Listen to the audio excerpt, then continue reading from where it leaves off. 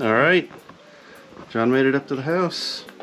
So he's going in for his MOT here, probably in about 30 minutes. So we just had some tuning to do on the Holly, trying to get the idle sorted out.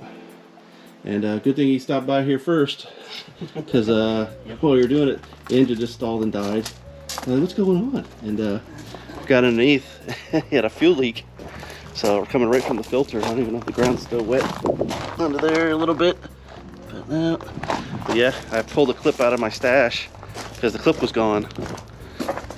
Out from the pressure out from the fuel filter. So yeah, good. No idea where it went. So or how long that's been going on for, but yeah. So it lives.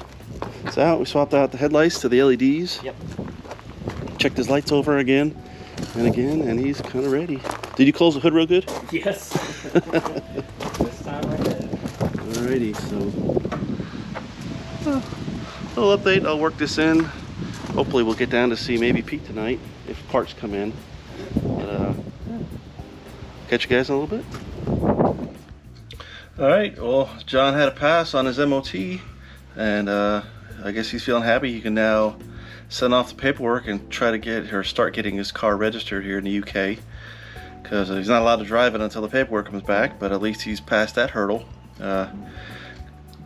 John yesterday asked me if I wanted to go with him to the MOT, because the place is only about 2 blocks from my house. So I said, yeah, we'll come here. His appointment was at 12, come here at 10, you know, we'll make sure the car's, you know, check it over. You know, just driving it up to my house takes about 15 minutes from his house. So I'll get a little bit of road miles on it and see what it shows up as. We had to tweak the idle a little bit anyway, and then we drove down to the MOT shop.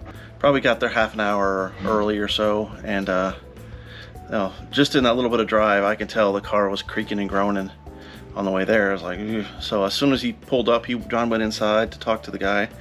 I crawled into the car to take a look around, and both of the front lower ball joints, the castle nuts, were loose, and we didn't have cotter pins in it. So this got forgotten about, I guess, for all the stuff we were doing at the time. The driver's side one was really loose, like the threads were starting to go down and out the bottom through the steering knuckle. So we quick zipped it 2 blocks back to my house, jacked it up. Show you some pictures here of our little thrash. So we tightened down the castle nuts, threw some cotter pins in it, put the wheels back on, and back to the shop we went for the MOT, and then we got there 2 minutes past 12. So yeah, went through, and then doing the inspection, the headlights were aimed very lousy. They were aimed like really low. So we didn't have a 4mm adjuster for the headlights, so I hoofed it home, you know, walked home 2 blocks, about what it was. Looked through my stash of stuff. I had one of those LMR adjusters for your headlights, the Specialized Tools, but I couldn't find it. I don't know where it is. So I grabbed what I needed, 4mm sockets and stuff, and got my wife's car and zipped back up there to the MOT. Just time for him to catch them finishing up. So we pushed it back up into the headlight adjusters, and I tweaked the lights up. And then that was it. John had already done everything else, and he got the paperwork. So off it goes. Who knows how long it's going to take. And hopefully it'll be back before the end of the month, because that's the first track outing we got planned. But then at least before beginning of August, because that's the big one. So yeah, easy day, a little stress, but back and forth with John's car. But he's done it on the road, and now me and Pete are on the road, or me and John are on the road, but Pete is not, so he's kind of miffed. So hopefully his Pistons will get here soon. We got to get his car back going again. So, but the last bit of update is I got the distributor back for the coupe from Summit Racing. Stabbed it in, changed the software, fired it right up. I still gotta tuck the wires back in for putting it back original. But now it runs different, and it is running really rich, and I don't know why. I'm wondering if there was a problem with that original distributor right from the start, that Holley dual sync.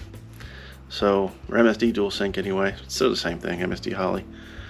But yeah, I had to get in there and pull a lot of fuel out of it, let the learning happen, and keep updating the tables and stuff like that. So I'm really hoping that all the time I spent at the dyno wasn't wasted. You know, almost 600 pounds and all the time and effort to get it tuned, and now I'd have to relearn everything again.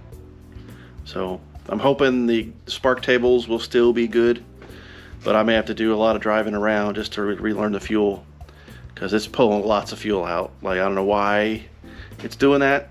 Didn't make any changes to anything other than changing the distributor out, but now it wants a lot less fuel. I mean, once you set the tables, it's burning clean, but whew, man, is it rich. So I mean, timing set dead on money with the way the instructions are, just like the last one, but we'll see. Gotta do a couple more road miles and we'll sort it out. But yeah, that's what's going on. I'll catch you guys in the next video.